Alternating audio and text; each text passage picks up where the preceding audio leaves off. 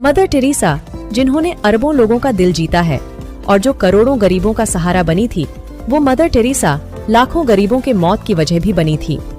क्या आपको ये पता है? जी हाँ, इनफैक्ट उन्हीं की निगरानी में, उन्हीं के अनाथ आश्रम में बच्चों को घंटों घंटों तक रोप से लटका दिया जाता था। और बस इतना ही नहीं, उन्हीं के हॉस्पिटल्स में पेशेंट्स को बार बार यूज किए हुए नीडल से इंजेक्ट किया जाता था। प्लस उन्हें एक्सपायर्ड मेडिसिन भी पिलाई जाती थी। एंड आई नो आप अभी तक काफी शॉक्ड हो गए होंगे, बट क्या यहाँ पर बात पैसे बचाने की थी? लगता तो नहीं है, क्योंकि देखा जाए तो उनकी मौत के बाद ये पता चला था कि उनका नेटवर्थ 750 लाख करोड़ रुपीस था।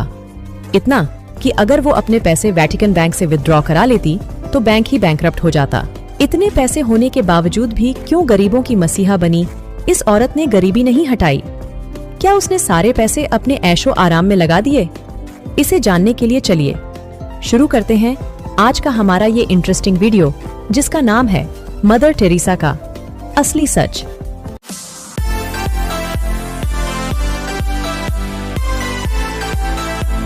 अब इससे पहले कि मदर टेरेसा के असली सच को जानें, चलिए जरा अपनी मेमोरी को ब्रश अप कर लेते हैं और जानते हैं कि हमें आज तक मदर टेरेसा के बारे में क्या ही पढ़ाया जाता है और उनका कौन सा सच हमें दिखाया जाता है।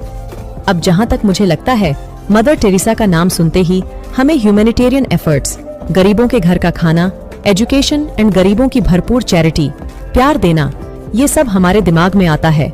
राइट? आएगा भी क्यों नहीं। उनके इसी सारे नेक कामों की वजह से 1979 में उन्हें नोबेल पीस प्राइज मिला था, जो इंडिया के कैलकाटा में दिया गया था।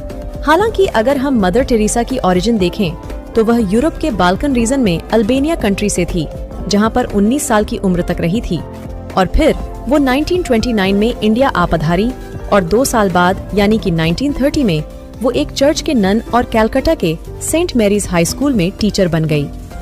उसी स्कूल में पढ़ाते वक्त उनको इंडिया की गरीबी और यहाँ के लोगों की सफरिंग दिखी, जिसको देखकर वो इतनी भावुक हो गई कि उसने चेंज लाने की ठान ली। बस 1950 में उसने खुद कर मिशनरीज ऑफ चैरिटी नाम से एक क्रिश्चियन चैरिटेबल ऑर्गेनाइजेशन की स्थापना कर दी। इस ऑर्गेनाइजेशन का बस एक ही मकसद था, to love and care for those persons nobody was prepared to look after. उनके इसी मकसद की वजह से उन्होंने बहुत ही जल्द अच्छा खासा नाम कमा लिया, जिसके चलते दुनिया भर में सिर्फ उनका ही नाम मशहूर हुआ। सिर्फ उनका नाम ही मशहूर नहीं हुआ, साथ ही साथ उनके ऑर्गेनाइजेशन के ब्रांचेस भी फैलने लगे। अब इसके अलावा जो 4 बातें हमें पढ़ाई गई थी, वो थी नंबर 1, मदर टेरेसा को सेंट ऑफ गटर्स के नाम से भी बुलाया जाता था, क्योंकि उन्होंने कलकत्ता के स्लम और बेहद गरीब इलाकों में जाकर बच्चों को सहारा दिया, उनको एजुकेशनल इंस्टीट्यूशंस में एडमिट किया और मेडिकल ट्रीटमेंट प्रोवाइड किया।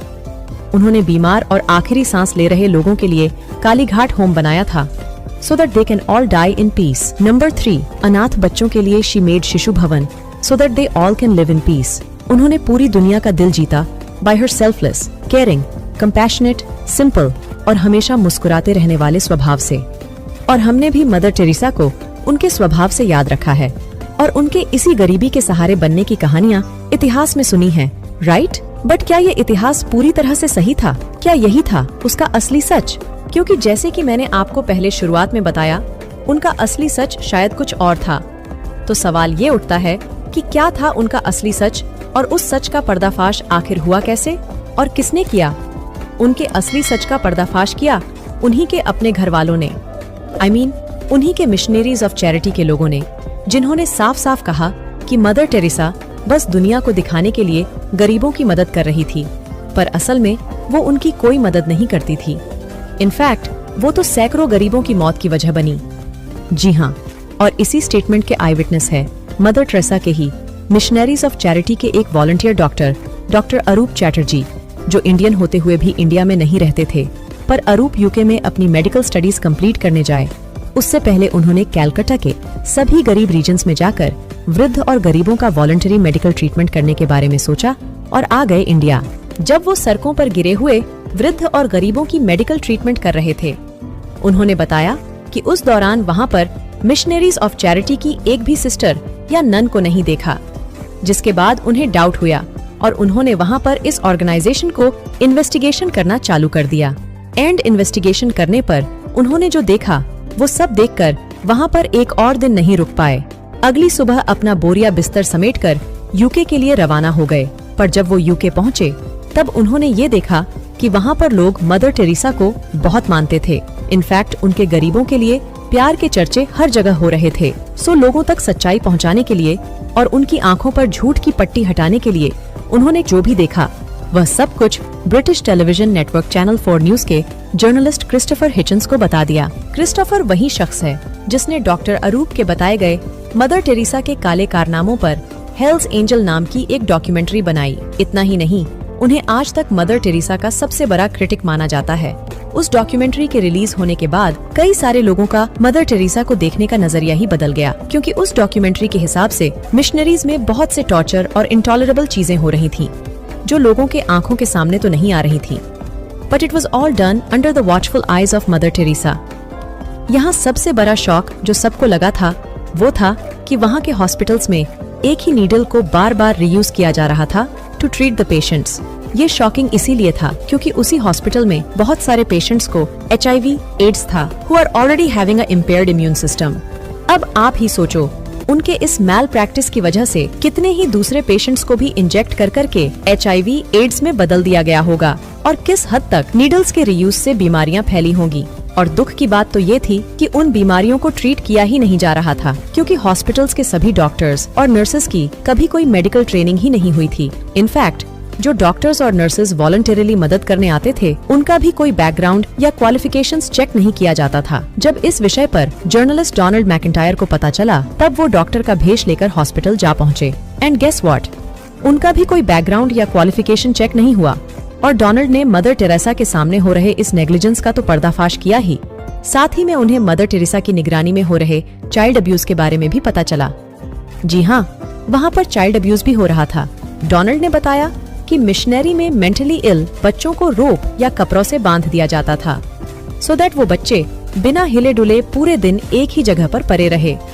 इनफैक्ट उनका तो यह भी कहना था कि वहाँ पर न प्रॉपर सैनिटाइजेशन था, न था प्रॉपर मेडिसिन, और यहाँ तक कि बेसिक पेन किलर्स तक अवेलेबल नहीं थे। इतना ही नहीं, वहाँ पर पेशेंट्स को गर्म पानी तक नहीं मिलता था, और जब पेशेंट्स उनसे हीटर्स के इंस्टॉलेशन की बात करते थे, तब नन उन्हें ये कहकर मना कर देती थी कि जीसस को ये बात पसंद नहीं है, इसीलिए वो हीटर्स यूज नहीं कर सकते। वीडियो में आगे बढ़ने से पहले आप नीचे वाला सब्सक्राइब बटन को दबा दो, ऐसे ही ऑसम वीडियोस देखते रहने के लिए।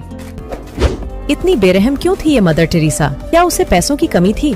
वेल, जैसे मैंने बताया, वह तो पॉसिबल ही नहीं है, क्योंकि मदर टेरेसा को अकेले ही हर साल दुनिया भर के डोनर्स $30 मिलियन यानी 225 करोड़ की फंडिंग करते थे। और स्टर्न मैगजीन का तो यह भी कहना है कि मिशनरीज ऑफ चैरिटी भले ही अपने आप को कितना भी गरीब दर्शाएं, पर उसी मिशनरी की एनुअल इनकम $100 मिलियन से भी ज्यादा थी। ना चौंकाने वाली बात, बट इससे बड़ी शॉकिंग बात तो ये है कि मदर टेरेसा को इन सब जेन्युइन इन्वेस्टर्स के अलावा क्रिमिनल्स एंड फ्रॉड्स के द्वारा भी फंडिंग आती थी।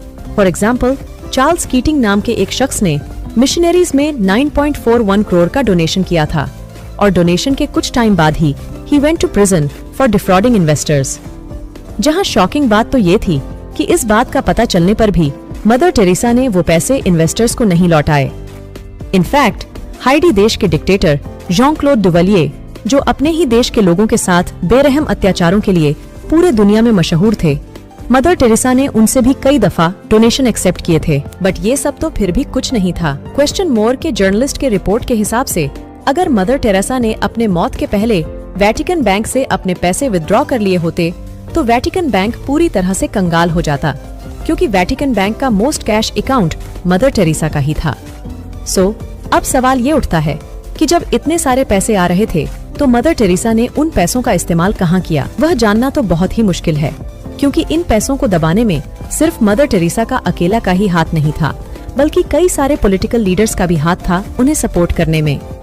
जब मिशनरीज ऑफ चैरिटी के ऑडिट बुक्स का इंस्पेक्शन हो रहा था, तब पता चला कि इंडियन फाइनेंस मिनिस्ट्री की मंजूरी पर मिशनरीज ने अपने अकाउंट्स को एज क्लासिफाइड इंफॉर्मेशन दर्ज किया था, जो कि बहुत ही अजीब बात है, क्योंकि as per Indian laws charities को डिटेल्स में लिखना होता है कि उनको कहां से क्या अर्निंग्स मिली है। मिशनरीज ऑफ चैरिटी के इंडियन के ब्रांच को तो छोड़ो, पूरे दुनिया भर के ब्रांचेस में उनको पैसे कहां से आ रहे थे, इसका इस्तेमाल कहां हो रहा था, इसके कोई भी रिकॉर्ड्स कहीं पर भी मेंटेन नहीं मिले। पर चलो, पैसे कहां से आ रहे थे, कहां जा रहे थे, ये तो फिर भी काफी छोटा मुद्दा है। बड़ा मुद्दा तो ये है कि जो मदर टेरेसा हमेशा से ही गरीबों का सहारा बनी थी, जिसे प्यार और पूरा जीवन गरीबों के लिए कुर्बानी देने के लिए इतना सारा पॉपुलैरिटी मिला, उसने गरीबों को ये सारे पैसे क्यों नहीं दिए?